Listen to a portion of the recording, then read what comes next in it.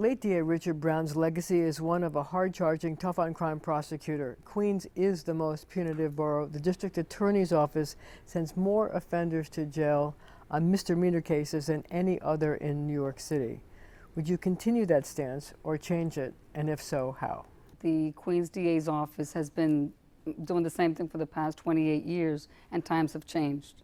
I mean, nationally, everything that's happening nationally is affecting Queens even more so because Queens is the most diverse borough, the most diverse county in the nation with over 200 languages spoken. So when it comes to misdemeanor convictions, and the law has changed, and the DA's office policies have not changed in relation to the law. So people are entitled to a second chance. Tell me the changes you'd like to see. The changes that I would like to see, there has to be a diverse office, an office that represents the county of Queens. So if you have different people from different nationalities, different ethnicities, different gender, LGBT, different religions, people are going to trust the criminal justice system a lot more because they're going to see that they're people that look like them. The legal aid attorneys that are assigned to the majority, maybe 75% of the defendants in Queens, they also need to be diverse, and their workload has to be lowered because they have to deal with interpreters, the long wait in the courtrooms. The DA's office has to be able to deal with this. So can we do mediation for a lot of the low-level offenses? Absolutely. There should be a mediation unit. Why put people through the criminal justice system? Why spend more money when you could save that money to fight the real crimes, the real violent, the rapes, the homicides? Save the money and the funding and the resources for the tougher crimes. The misdemeanors, I think we can deal with them, especially the low-level offenses that do not involve violent crimes. So what's your position on prosecuting the so-called broken windows offenses, things like, public urination or turnstile jumping? Well, I think that we shouldn't prosecute those crimes, except that we have to look at them. How are they affecting the communities? People are entitled to a good quality of life. So if you have public urination, what is the real cause? Is it homelessness? Are we really dealing with the homelessness issue? Probably not. Loitering, which is no longer an offense, but it used to be, especially, I'm Puerto Rican, for the people in the bodegas playing dominoes outside, that's loitering. You could give them a ticket every day of the week, or open beer can. You can't do that because you have to take the circumstances into consideration. I would not prosecute a lot of these low-level offenses. However, I would still have a mediation unit where people, if there is an effect, a tremendous effect on society, then we would, and on the community in Queens, then let's deal with it. What about turnstile jumping? Would you prosecute that? Okay, well, I wouldn't prosecute it. However, I would take into consideration how many times a particular person does it. And if they've done it 2 or 3 more times, then we have to deal with it in some way, whether they do community service, they give back to the community. I don't think it's fair to the people who pay to take the trains. So the use of recreational marijuana is still against the law in New York. So I wonder, are there any marijuana prosecutions that you would undertake? Yes. I grew up in Bed-Stuy. I was born in Elmhurst, Queens, grew up in Bed-Stuy. Marijuana has always been an issue. I'm the first Latina in the Nassau County DA's office. Prosecution of marijuana was a big issue there as well because of the odor and because of the after effect. It's not just the smoking of marijuana, it's the other circumstances that surround the smoking of marijuana. So the low-level recreational use, as long as there's nobody being hurt, there's nobody, if you do it in the confines of your home and you're not affecting other people, other communities. However, you have to think about it. If you live in a building, and Queens has a lot of buildings just like New York City, and if you're smoking, that odor can travel to somebody else's apartment, and that can be annoying and it could be a nuisance. So it's not fair. Is it a civil matter or is it a criminal matter? Probably more civil, but at some point, people need to respect each other, and we need an orderly and safe society.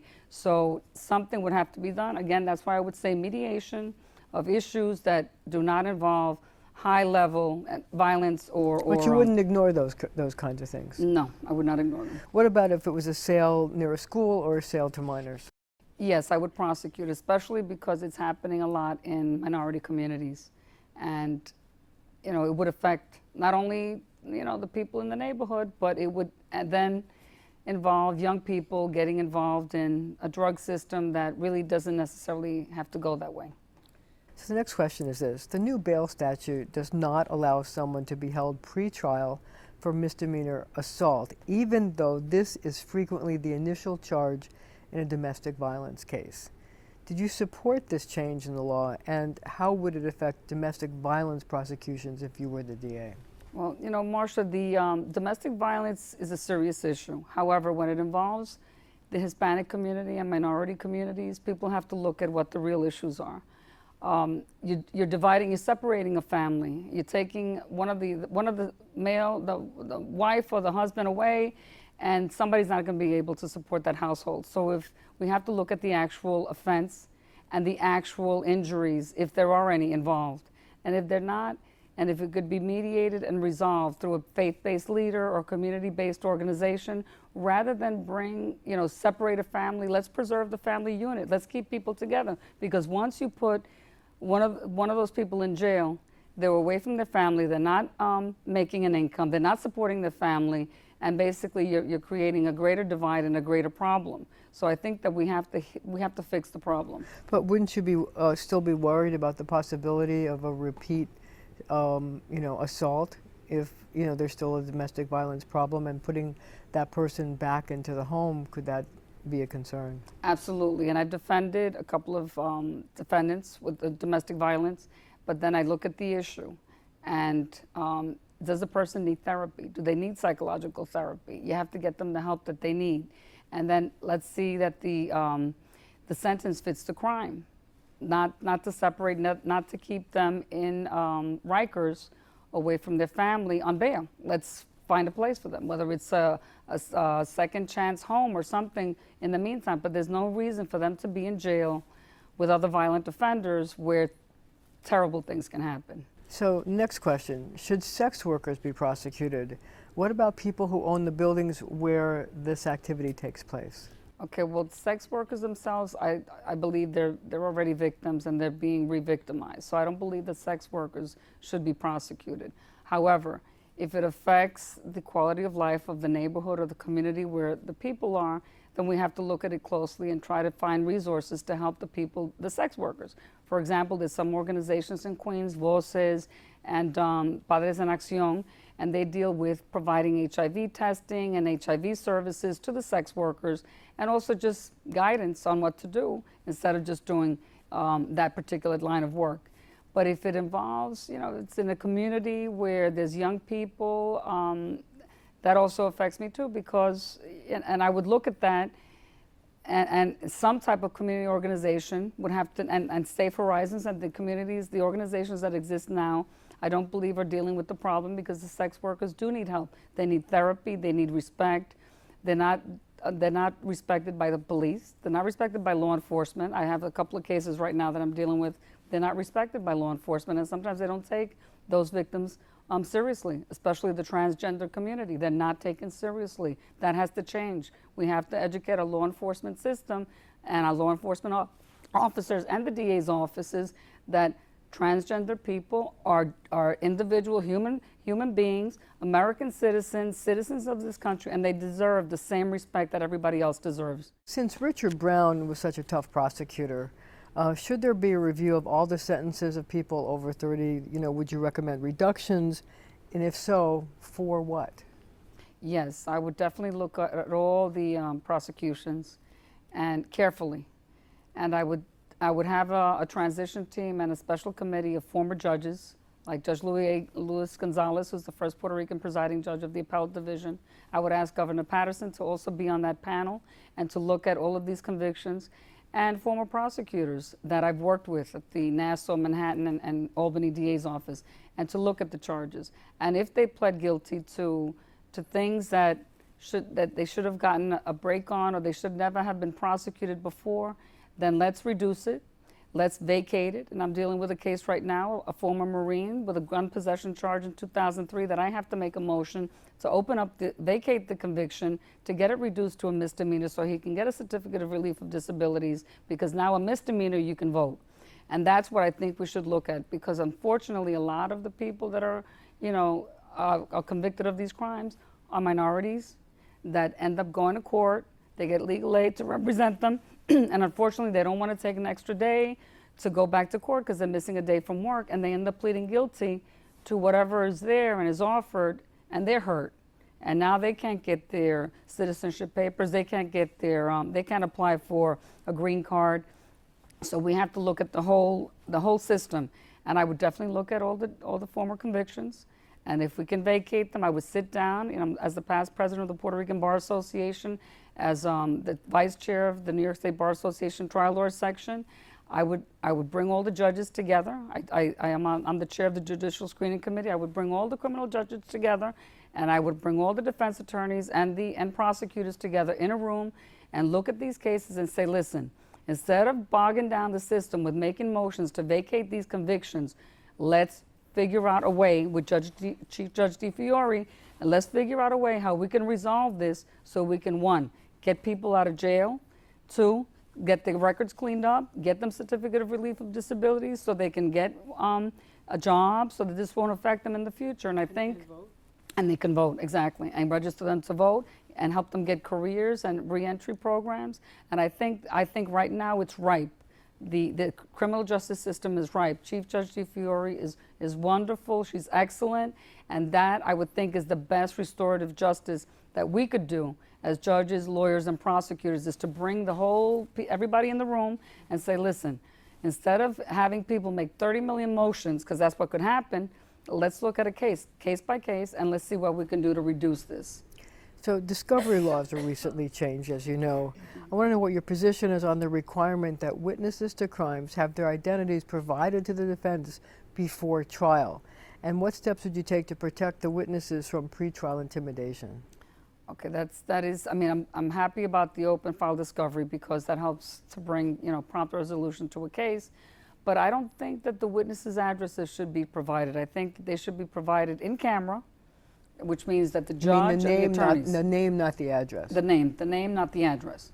And but couldn't they, I mean, given social media today, couldn't they find the address? Yes, they could, and we need a better system to protect people. And I have a client now who was beat up by a teacher, and she's getting little nasty emojis and little nasty notes. I don't know how they got her cell phone. So how do you protect a witness from that kind of intimidation? We would need to start a special unit, and it would be a witness protection unit. The FBI always has this witness protection program. I've never seen it in local DA's offices, but we should have the same system, a witness protection unit. And Queens, because of how big it is and the 2.4 million people and all the different nationalities and all, it's no matter how you try to hide, people will find you, and they need protection too. So I would develop like a witness protection unit, and if there is intimidation and if there are threats, then I would prosecute those. I would definitely prosecute the people who aren't doing the threats. Okay, would you actively investigate charges of tenant harassment? Absolutely, absolutely. That's, the tenant harassment and also the foreclosure fraud scams and the deed transfer scams. Queens is huge for that, and people are getting away with it. And I see a lot of landlords that, they just abuse people, and the way they abuse them is, oh, you're an undocumented immigrant, you don't have any papers, I can do whatever I want, and that's what ends up happening. And I see that because I've defended some of these tenants who, if they can't make the rent, they're intimidated, so they just run away and they don't want to deal with the stress. So yes, I would definitely prosecute tenant harassment. I will also work with the legislature to create new laws that are easier to prosecute bad landlords. So how would you handle requests from ICE? Requests from ICE, I would not let ICE anywhere near the courthouse. I would not cooperate with ICE unless it's like a violent offense. Like MS-13 is huge in Queens. Unfortunately, what's happening in Queens, Marshall, right now is that if a Hispanic kills another Hispanic, our system doesn't care. And I've seen it on video. I've seen journalists who have shown me how even the police are afraid of MS-13. So what happens if they're afraid? So if ICE came to you with MS-13, you give the people up? Yes, I would. Really? Yes. Because? Because there should be a unit, a gang unit, a violent gang unit, and that would be a separate unit. But I wouldn't give them up to ICE. I would put them in a unit, and I would not cooperate with ICE until I found that the person was guilty, because they're innocent until proven guilty, and some of these. But then they could be deported. Would you let that happen? It depends on the circumstances. I'm dealing with a case now that I have a 95-year-old grandmother who was going to church who was killed by a young man from Guatemala. And instead of the DA's office prosecuting Marcia, you know what they told him? They said, listen, you're better off, they told the family, you're better off him going back to Guatemala where he'll get killed. But my clients are Colombian, and they said to me, they said, listen, we've been here 50 years. We know the guy's going to come back, and he's probably going to do it again. So instead of prosecuting him in Queens and giving the family, the victims, closure in Queens, they're sending him back to Guatemala, and they have him at a facility in New Jersey. ICE is sending him back to Guatemala? Yes, ICE is sending him back to Guatemala. So that's why you don't want to cooperate with ICE? Right, because I think that they should stand trial here. They should stand trial here. The victims deserve, the criminal justice system is not just about treating defendants with respect. It's about dealing, representing victims. And I grew up in Bedford-Stuyvesant.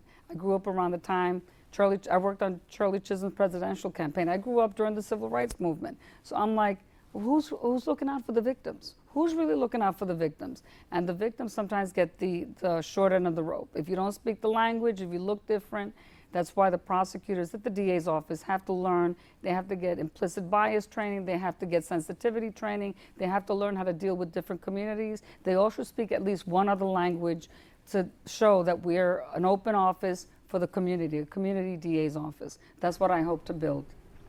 So should Rikers Island be closed?